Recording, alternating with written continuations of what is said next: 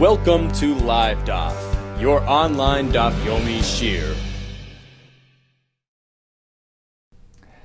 Shalom Aleichem and welcome back to today's Daf, which is Pesachim Lamed Vav. We are 6 lines from the top of the Amud. Says the Gemara, Tanu Rabbanon, Yachol Yotzei Adam Idei Chayvasai B'Masa Sheni B'Yushalayim.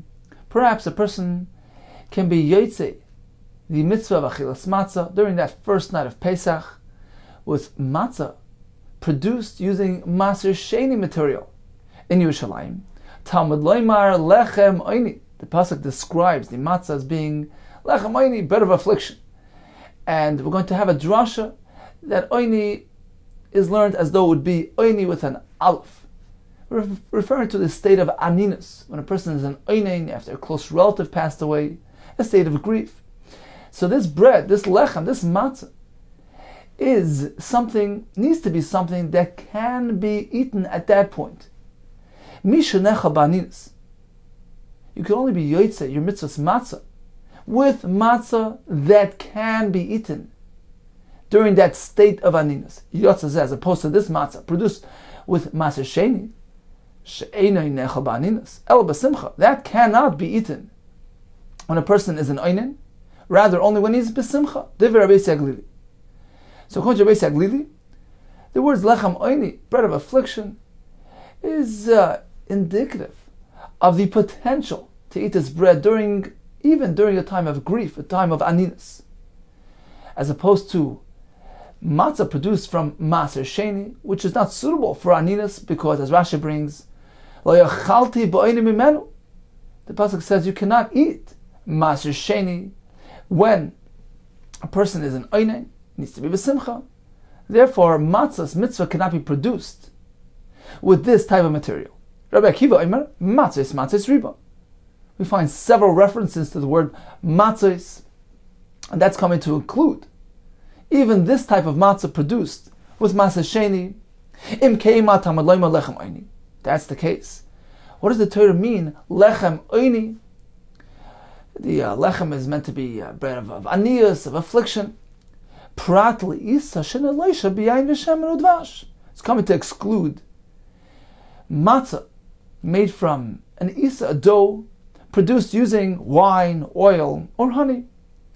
So being that was enriched, it's not just your basic ingredients of bread and water, it has the wine, oil, honey. That's no longer considered lechem oini. So according to Rabbi Akiva, lechem oini means bread which resembles a poor man's bread, made of just plain ingredients, flour and water. But once it's enriched with all these other ingredients, that's called matzah ashira, and no longer can be used for mitzvahs matzah. My time with Rabbi Akiva. Now, why did Rabbi Akiva disagree with Rabbi Yaglili's drasha, who darshan lechem oini, that needs to be something that can be eaten be'aninas, miksiv lechem oini? Take a look at the spelling. Ayin nun yud. It doesn't say oini, oniksiv. So you can't use it for oini, that it's something that needs to be eaten. Also ba'aninas ba'oini. It says oni. We look at the spelling, and therefore it's coming to teach us there has to be a lechem of oni, a poor man's bread, rather than referring to aninus, which is oini. Rabbi Yaglili responds, Mi karin and ani. Fine, you're right. The spelling is ayin nun yud, but how do we read it? The nekudas are oini karinan. Therefore, he prefers to use a drasha, which makes use of the kri, of how you read the word. So lechem oini is coming to teach us that it needs to be something that can be eaten when a person is ba'oini, ba'aninos. For Rabbi Akiva, fine. So what does Rabbi Akiva do with the reading? True, it's spelled ayin nun yud ani, indicating a poor man's bread. But what does he do with the fact that we read it as oini, lechem oini?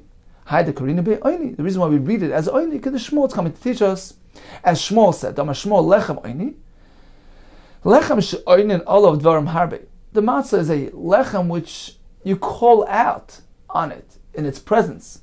Many words, Rashi says, the Haggadah, the Halal, which are recited in the presence of the matzah. In fact, we say matzah zushan, oichlam, etc. So that's what the pasuk means. Lechem oini aniya, calling out, answering words in the presence of the matzah. So according to Rabbi Glili, we focus on the kri, the way the word is being read. Lechem oini. So although it's an ayin, but we darshan as though it would be an aleph, and it's teaching us that the matzah needs to be something that can be eaten be'oini when a person is in a state of anidus, as opposed to matzah sheni, which is not suitable for that moment. According to Rabbi Kiva, we focus on the ksiv, on the spelling, ayin, nun yud, lechem ani, poor man's bread. It needs to be strictly flour and water. We also darshan from lechem oini, she'oinin olav dvarim harbi. But the primary drasha is the ksiv, the way it's written, ayin, nun yud, lechem ani, poor man's bread. Secondary drasha is oini, she'oinin olav dvarim harbi. Rather than darshan, oini, like Rabbi Glili, which sets the primary drasha on the way it's read rather than the way it's spelled. Let's take a look at Rashi. 6 lines, actually 5 lines from the top. So this is Rabbi Glili speaking, that lechem oini comes to teach us misha nechal baninas, shemuta la'oichlek shu'oinin, something that a person could eat when he's in oinin. Droish bei lechem oini. So according to Rabbi Glili, we focus on the way it's read. So oini, and as though it would be an aleph, because aleph and ayin come from the same place in the expressed is very close in expression, close in sound. So although it's spelled ayin, we read it as though it would be an aleph oini, and only something which can be eaten when a person's in oinin, as opposed to maser sheni. Umaser sheni ein nechal ba'aninus t'chsiv lo yachalti b'oini mimenu. And Rabbi Kiva responds, well, miksiv oini. Does it then say oini bevav, ayin vav nun yud? No, it doesn't say that. Miksiv oini bevav detishma minei oini. It says ani. So the primary drasha is based on the spelling, which is ani. It's meant to be a poor man's bread made of simple ingredients. The fact that we read it lechem oini is a secondary drasha. In olav shegoyrim olav as a halal. We read the halal v'oim olav hagod. So according to Rabbi Glili, the primary drasha is based on the kri, the way it's read, oini, something that can be eaten when a person is ba'oini, as opposed to maser sheni. Whereas according to Rabbi Kiva, the main drasha is the ksiv, ayin nun yud, lechem of an ani, simple ingredients, and the secondary drasha is based on the reading, which is the oini, lechem oini, oin olav, dvarim harbi. And according to Rabbi Glili, maser sheni cannot be used for matzahs mitzvah. According to Rabbi Kiva, there's no drasha to be made, and therefore, according to him, it's kosher for matzahs mitzvah. Continues the Gemara. V'savar Rabbi Kiva, isa shenei loisha, b'yayin v'shemen advashloi. Is that so? That according to Rabbi Kiva, dough produced using wine, oil, and honey is unsuitable for matzah? V'atanya, ein loshen isa b'pesach. One cannot produce a dough on Pesach b'yayin v'shemen advash. V'imlosh. But if he needed the dough using these materials, what happens? You have to burn it immediately. Rashi explains, although may peris, such as wine, oil, and honey, doesn't have real ability to make true high-quality chametz. Nevertheless, it's going to make chametz nuksha, inferior quality chametz, and that's going to happen very quickly. So according to him, it needs to be burnt immediately. There's no time to waste. You can eat it. So Rashi explains, according to them, you can make sure it doesn't become chametz. As long as you haven't noticed any signs of chimutz, go ahead and bake it, then you're okay. V'amar Rabbi Kiva, he's coming to prove that you can go ahead and produce matzah using these types of liquids. In fact, shabbasi haisa. Rashi says shvisasi haisa, meaning I had a turn to spend Pesach serving over there Eitzel Rabbi Lezer Bishua, and what I do, v'lashti lahem isa b'yayin v'shamar dvash, and in fact I produced a dough using wine, oil, and honey, v'lo yamru li dava, and they didn't object. Apparently it's okay. There's no concern about expedited chimutz. Now, v'afal pish ein loshen mekatfen boy.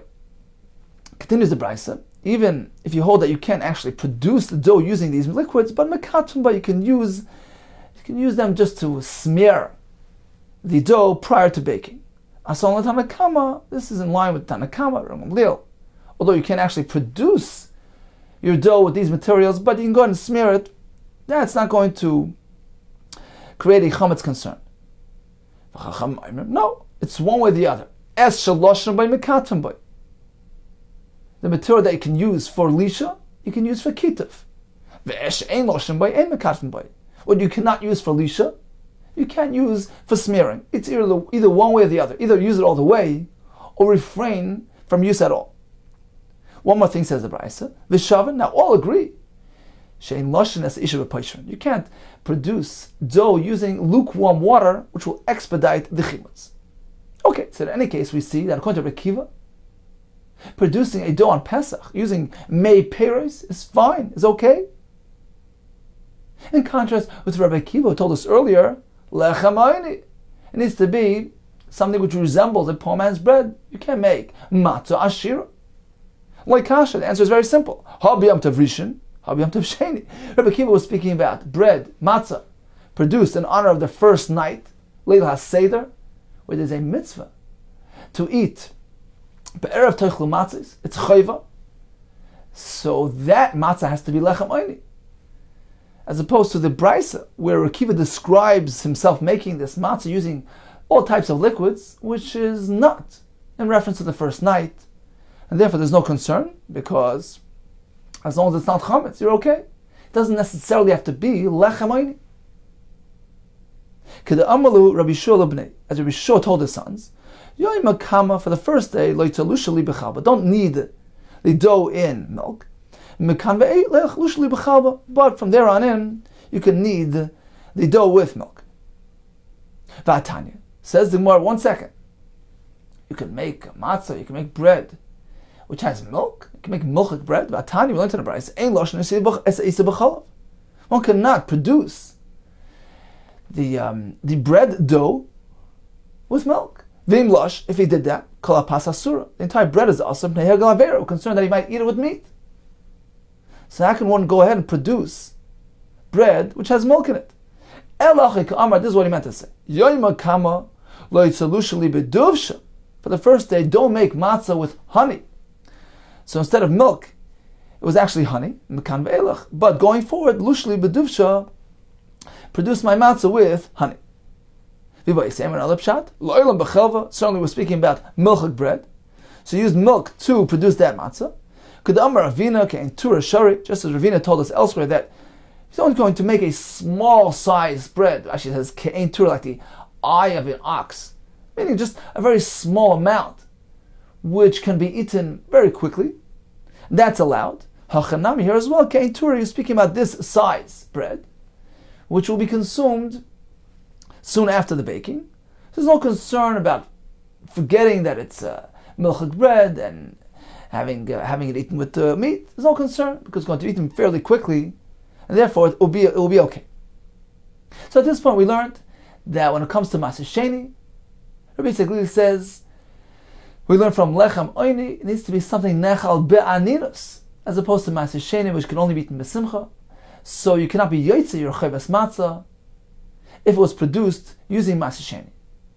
According to Rabbi Akiva, it's perfectly fine, because according to him, we don't have the drasha of Lechem Oyni to exclude the Maaseh Sheni. Rather, Lechem Oyni is coming to tell us it has to be pure matzah, something which resembles a poor man's bread, made from just flour and water.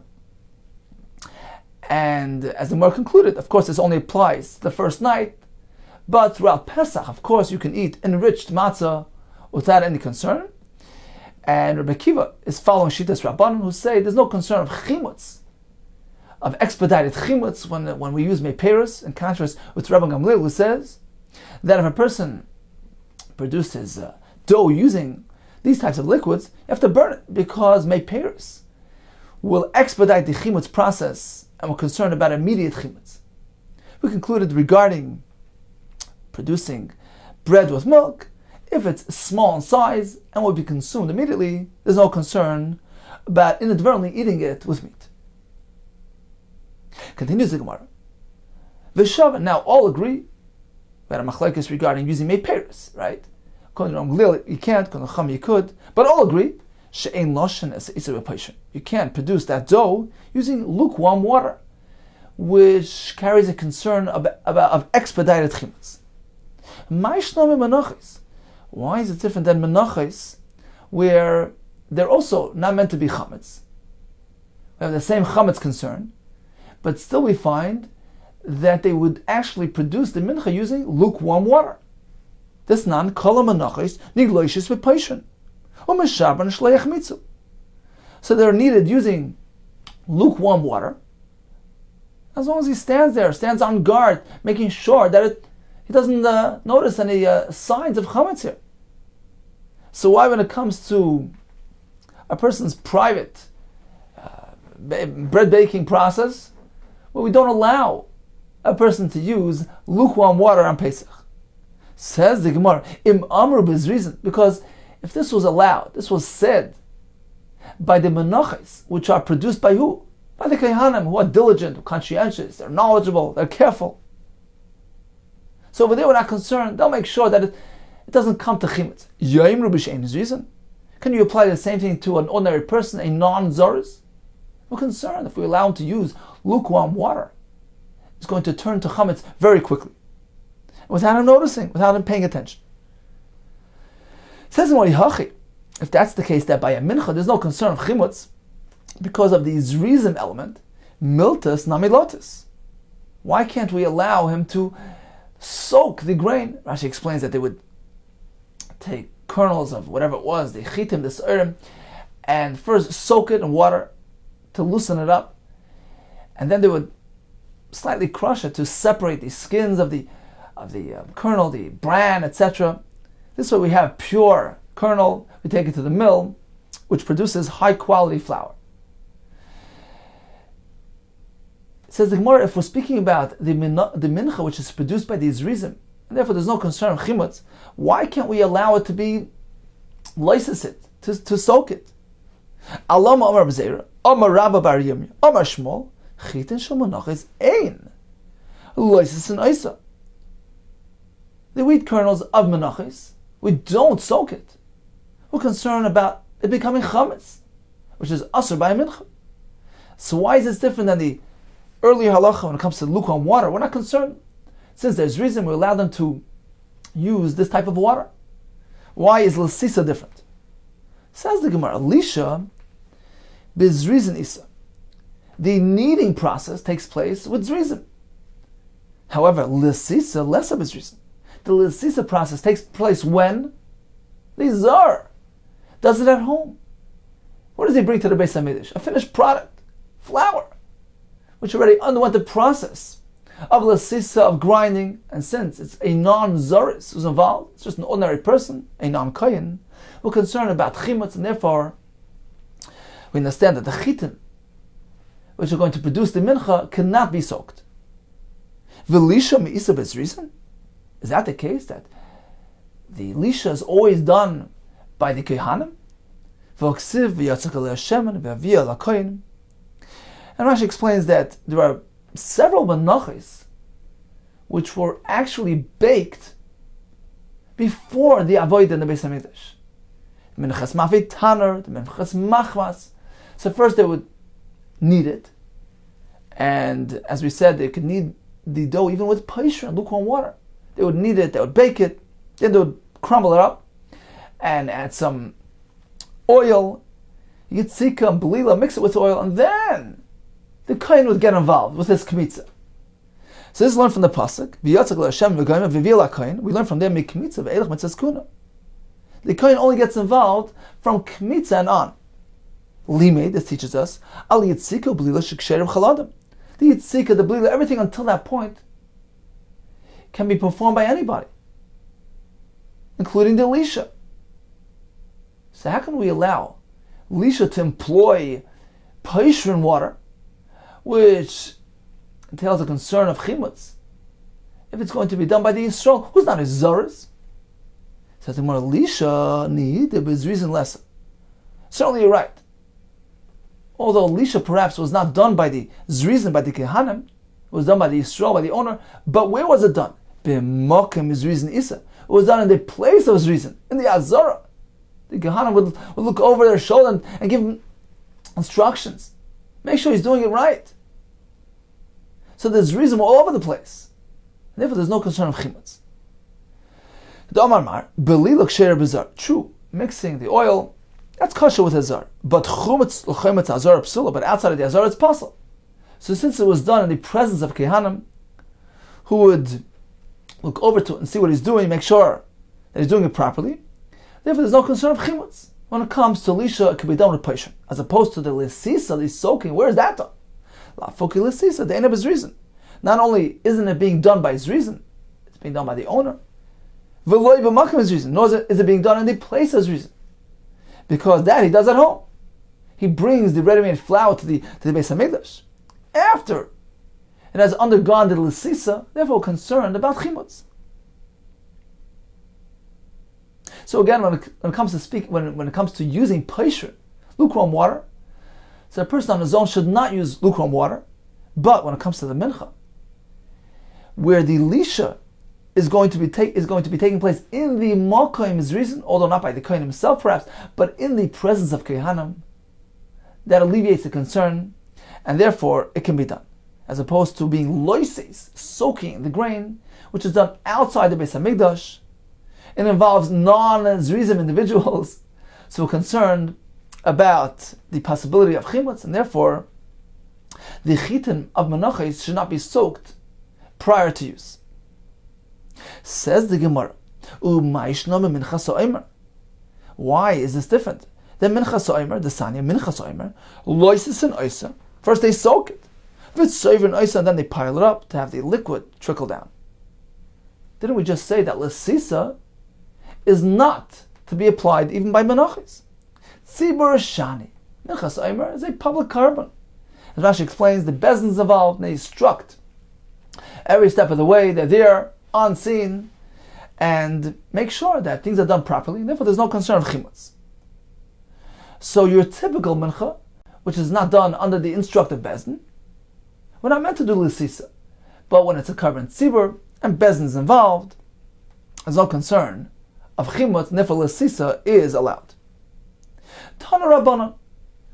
So we learned earlier regarding Matzah Sheni, according to Reis Aglili, it cannot be used for Matzah's Mitzvah. We learned from the Pasuk Lechem Oini, something which cannot be eaten baninos is excluded from Matzah's Mitzvah. Whereas according to Rabbi Kiva, it's kosher for Matzah's Mitzvah. He doesn't have that drush. Says the Gemara, what about using bikurim to produce your matzah? Perhaps a person could be yoitze by eating matzah produced from bikurim.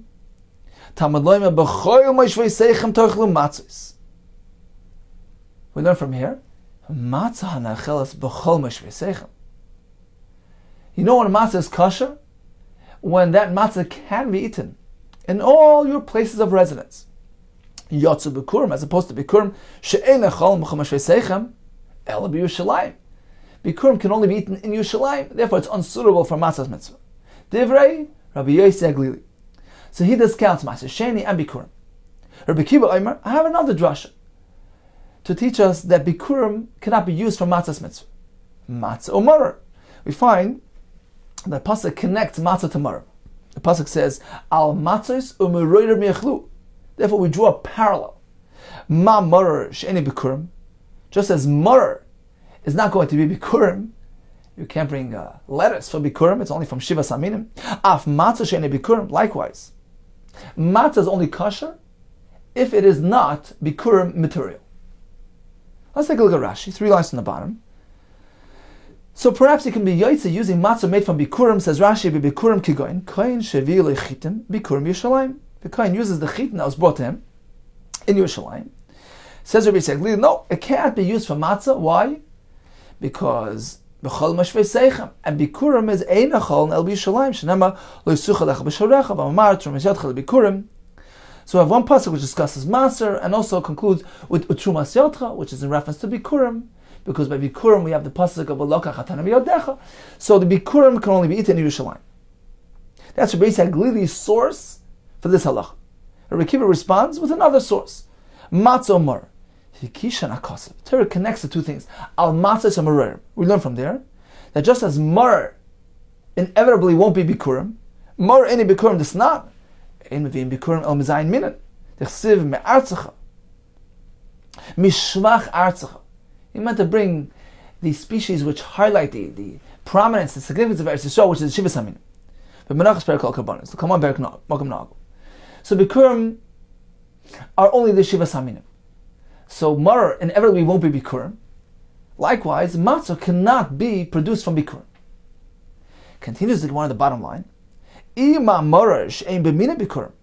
Okay, so if you're connecting matzah to mar, perhaps let's connect it all the way. Draw a complete parallel. Just as mar is something which the species used for mar, the variety, the vegetable, cannot be bikurim. Ein b'mina bikurim. You can't make bikurim from this type of variety. Af matzah she'eina b'mina bikurim. Likewise, matzah needs to be something she'ein b'mina bikurim. That bikurim cannot be brought from this type, from this variety. So the only thing used for matzah is something which can't conceivably be used for bikurim. If that's the case, let's exclude wheat and barley. She'ein b'mina bikurim. Wheat and barley can be used for bikurim. Perhaps it's unsuitable for matzah's mitzvah. So if we connect matzah to mar, let's go all the way. And only use something which cannot be used for bikurim. Talmud Leima, matzah is riba. Pasuk mentions the word matzah several times. It's coming to be marbe, making matzah from all types of grain, as long as it's not actually bikurim. So on the one hand we say, well, bikurim can't be used, but if it's not really bikurim, just a type of grain that can potentially be bikurim, that's okay. Says, how do you know? Matzahs riba. The pasuk is coming to include afilu bikurim nami. Perhaps it's going to include even actual bikurim. How do you know to split it? This yeah and this no. How did Rabbi Akiva? Indeed, Rabbi Akiva reverted. He was chayzer from this drasha, and he no longer learned this halacha from the fact that the Torah connects matzah to mar. Actually, he learned it from the same pasuk as Rabbi Saglili from B'chol Mosh V'Seichem Teichel Matzahs. You can only be yotze with matzah that can be eaten in all your places of dwelling, as we're going to see in the upcoming brayso. The Sanya. We have a brayso which learns this halacha from B'chol Mosh V'Seichem, and the Gemara proves that the man da'am of this brayso, in fact, is Rabbi Akiva. The Sanya. Yochel yetze adam yidei chavase b'bikurim. Perhaps a person can be yotze with matzah produced from bikurim. Tamad loima b'choil moshvei seichem techel matzahs. We learn matzah hanechelas b'chol meishaves. Only matzah which can be eaten all over. Yotze bikurim as opposed to bikurim she'eina necholim b'chol meishaves. It can't be eaten all over. Ela b'Yerushalayim. So this teaches us that matzah's mitzvah can only be produced from a non-bikurim material. If that's the case, perhaps even Maser Sheni, which had already entered Yerushalayim, it was already brought into Yerushalayim, in which case it can no longer be taken out of Yerushalayim. Rashi brings the Gemara that mechitza likloit, the mechitza of Yerushalayim is koilet. It catches the maser, it can no longer be taken out. So perhaps this type of Maser Sheni, which was already present in Yerushalayim and can no longer be taken out, so now it has limited eating abilities. It can only be eaten in Yerushalayim, but not in the other meshaves. So perhaps that also cannot be used for matzah. Yochel shani moitzi af maser sheni, right? Because the pasuk told us it needs to be something eaten all over the place. So just as we might be kurim, which are limited to Yerushalayim, perhaps this specific type of maser sheni, which was already in Yerushalayim and is now limited, can only be eaten in Yerushalayim. Perhaps that cannot be used for matzah. Matzah is riba. Once again, we have a drasha to include even this type of matzah. Now, we have the pasuk of B'chol Mosh V'Seichem, which indicates that only something which can be eaten in all your places of residence is kosher for matzah. We have a pasuk which is an inclusive pasuk. Matzah to be a marbe. How do you know which way to go? Umarois l'rabis maser sheni loyti bikurim. How do you know to include maser sheni and to exclude bikurim, and not the other way around? Says the Gemara, Mar bani maser sheni sheyesh lo heta b'chol mei Shabbos. The reason why I chose to include maser sheni, that's because, technically speaking, even the maser in Yerushalayim still has an option of being eaten outside Yerushalayim if it gets tummy, as we're going to see soon. Therefore, we chose to include that. Matzos riba is applied to maser sheni because even if it's already in Yerushalayim, there's still a way to eat it outside Yerushalayim. Umoitziani bikurim, as opposed to bikurim, which is excluded. There's no way for them to be eaten outside Yerushalayim.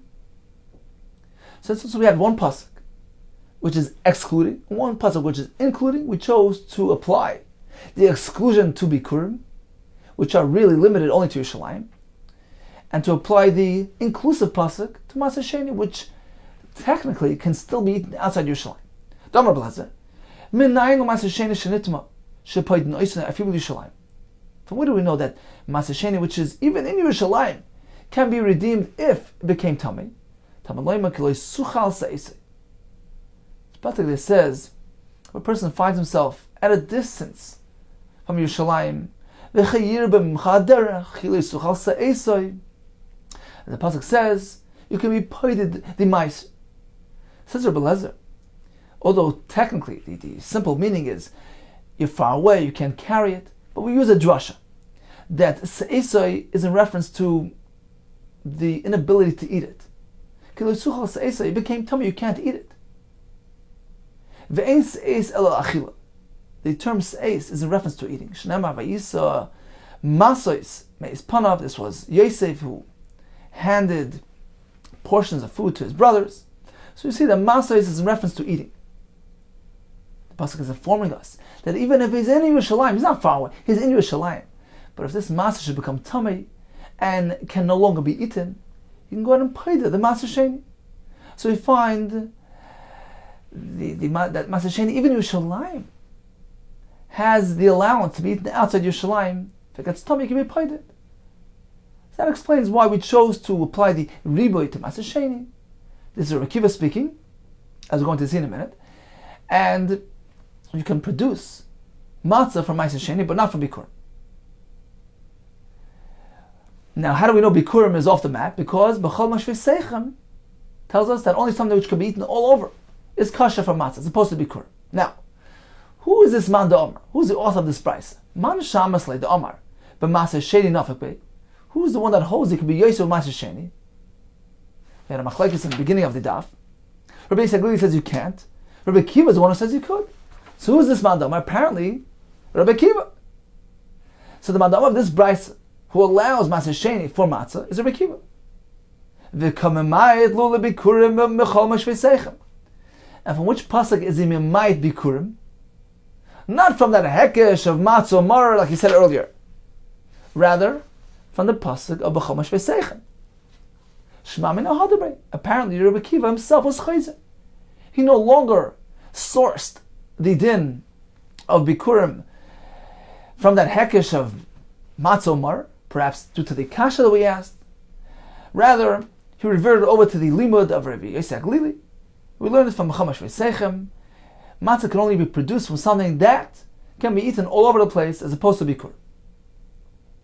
Okay, so conclusion, when it comes to matzah sheni, for matzah's mitzvah, Rabbi Yosef Glili says you cannot use it, because lechem oini is to be something that's nechal baninas.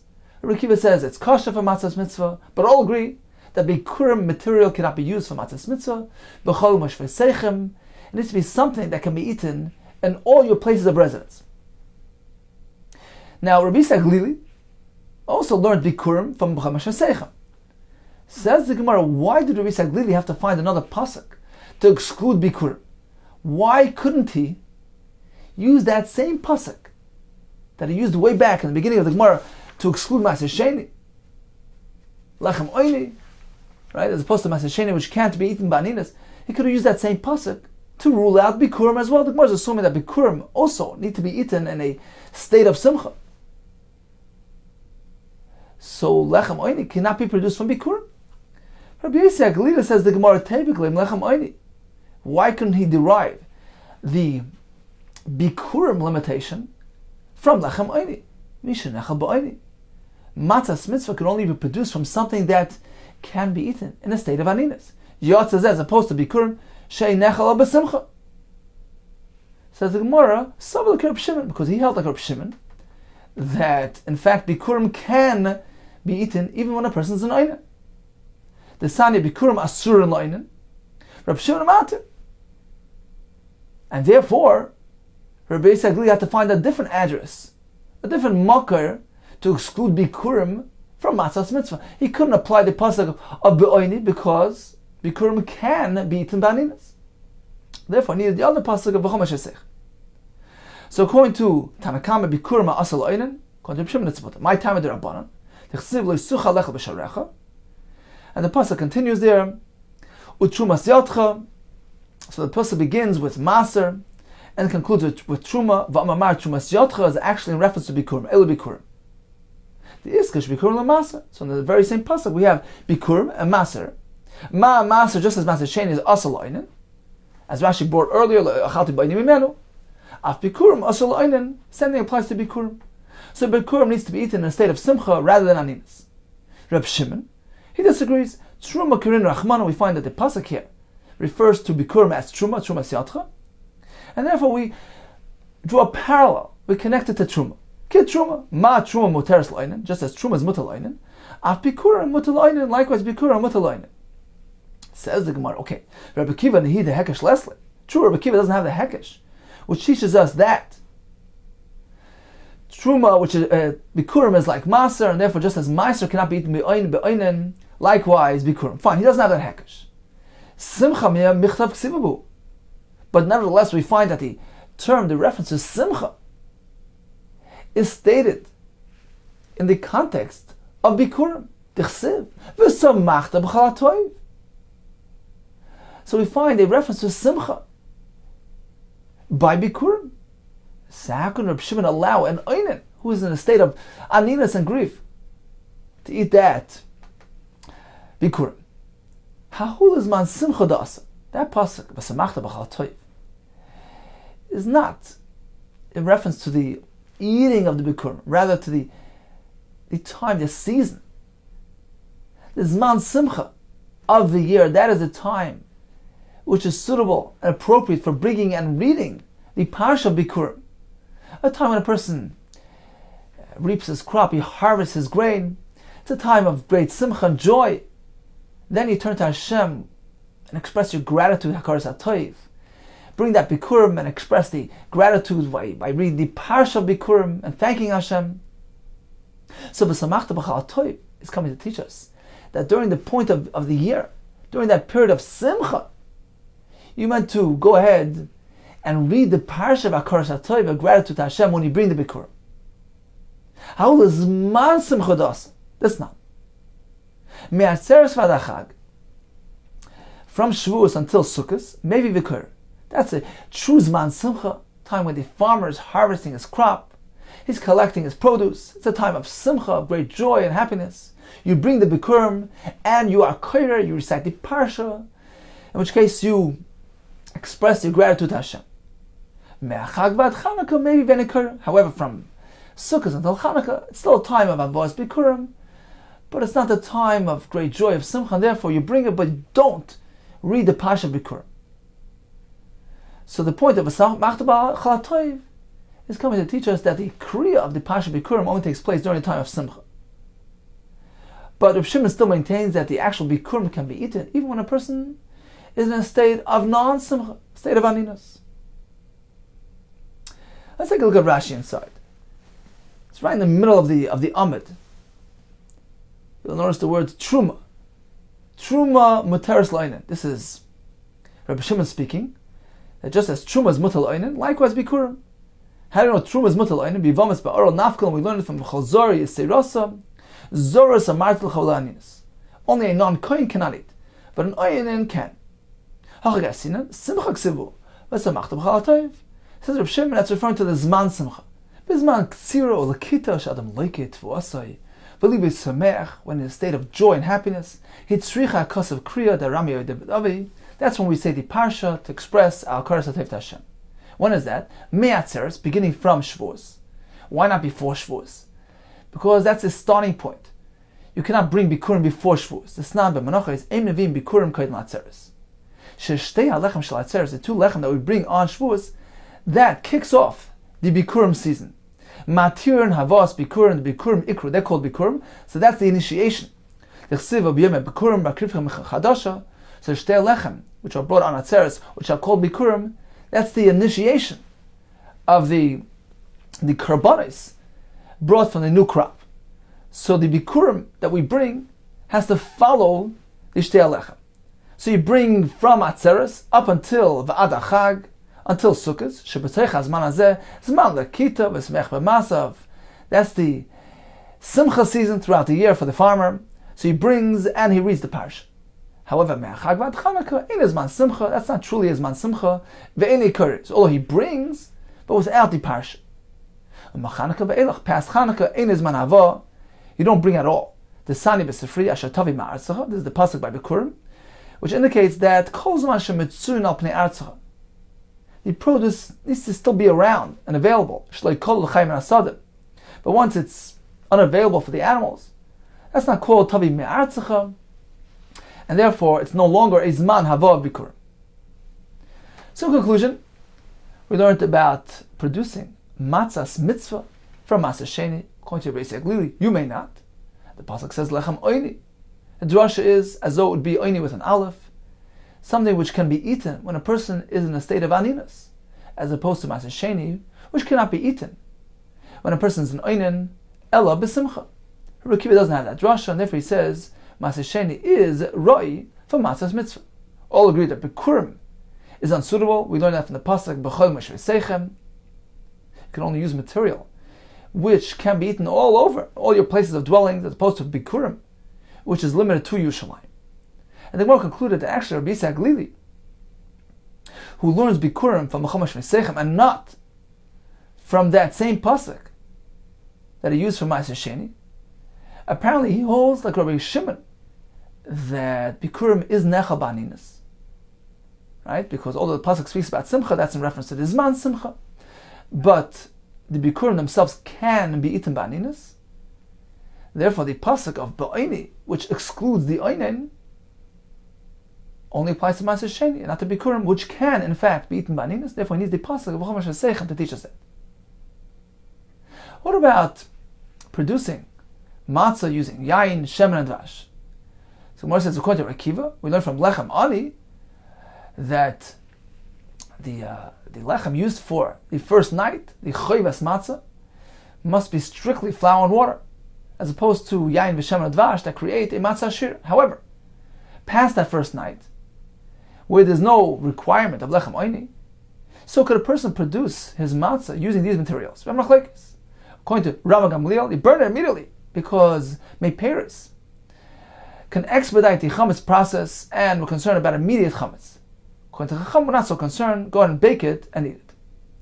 Now, regarding using lukewarm water, and regarding lisisa, which is the soaking of the grain prior to crushing. So when it comes to using lukewarm water, a person on his own should not go ahead and create his matzah using lukewarm water, which can expedite the chimetz process.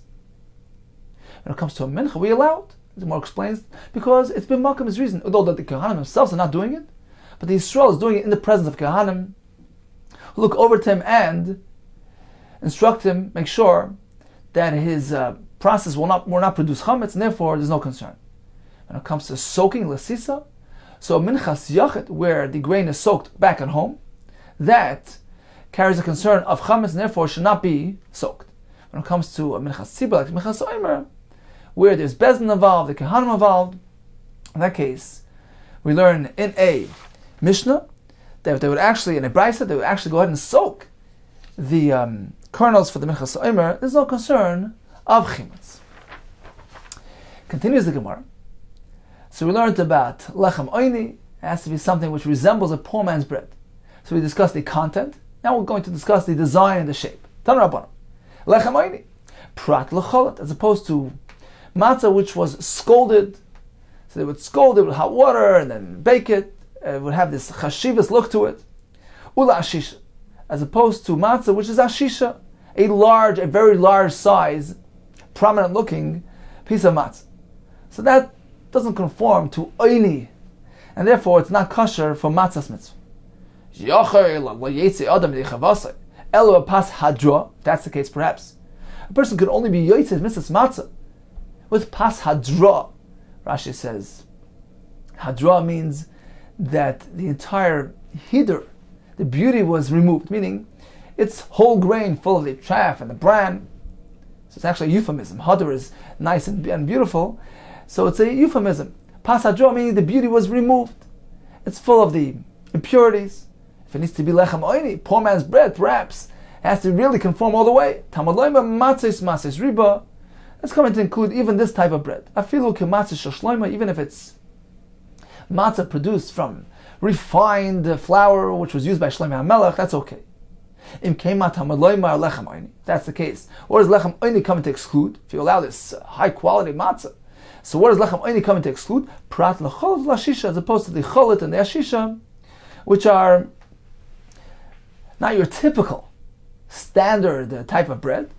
So yeah, if it's high quality, just refined, that's okay as long as it's standard bread made from flour and water. But if it's cholut and ashisha, undergoes these special, unique processes which gives it that prominent look, then it doesn't conform to lechem oini and it's unsuitable for matzah's mitzvah. So cholut was the scalded one, ashisha is this large size loaf of bread which gives chashivus. Umay mashma dahayashisha lishna de chashivusa. How do you know that this ashisha is in reference to a jumbo-sized matzah which has prominence? T'chsiv vayechalek l'chol ha'am l'chol haman Yisrael. This was when Shlomo HaMelech brought the Aron back to Ir David. Actually, David HaMelech. So he brought the Aron back to Ir David. So he handed out l'chol ha'am l'chol haman Yisrael l'meish v'ad isha l'ish chalas lechem achas. So he gave him one loaf of bread. Va'ash par echad v'ashish achas. What does this mean? Ashper echad means a very large portion of meat. Echad mishisha bepar, 1/6 of a bowl. Ashisha is echad mishisha be'efa. It was such a large size baked item, it was 1/6 of an ephah, huge. So you see that ashisha is a large sized baked good. Opligad Shmuel, actually this interpretation of ashisha is in dispute of Shmuel. Shmuel, ashisha is actually referring to garba de chamra, this pitcher, this container with wine. T'chsiv v'yahave ashishi anovim, those who love the containers of wine. Okay, so time for a brief chazar of today's daf. We learned about the drasha using the pasuk lechem oini. So according to Rabbi Yitzchak Lili, that is applied to exclude Maaser Sheni, because oini, read as though it would be with an aleph, is referring to the time of ad ninos, and Maaser Sheni cannot be eaten when a person is an oinen. Therefore, the matzah as well cannot be produced using Maaser Sheni material. According to Rekiva, we focus on the ksiv of the pasuk lechem oni ayin nun yud, and therefore it's not coming to teach us anything about oini, about aninos. And therefore, according to him, Maaser Sheni is suitable for matzah's mitzvah. All agree that bikurim cannot be used. It needs to be something eaten all over the place. And regarding producing matzah using yayin, shemen, and dvash, the first night, according to Rekiva, that doesn't conform to lechem oini. It needs to be simple ingredients, not enriched. Regarding the rest of the days of Pesach, according to Gamliel, it carries a concern of chametz. You have to burn it. According to chametz, there's no concern. All agree that poishrin are unsuitable to make matzah, but when it comes to mincha, since it's b'makam is reason, there's no concern of chimutz. When it comes to soaking the kernels, when it comes to minchas yachid, which he does in the privacy of his home, he shouldn't do it. However, minchas omer, which is done in public, there's the bezin involved, there's no concern about chimutz. And we learned about lechem oini, and we had 3 applications. Number 1, regarding the content, the ingredients, it has to be pure flour and water. Number 2, regarding the contour, the shape, the design, it can't look overly chashev, prat lecholot v'ashisha. And finally, we learned that lechem oini is also in reference to the activity done with the bread.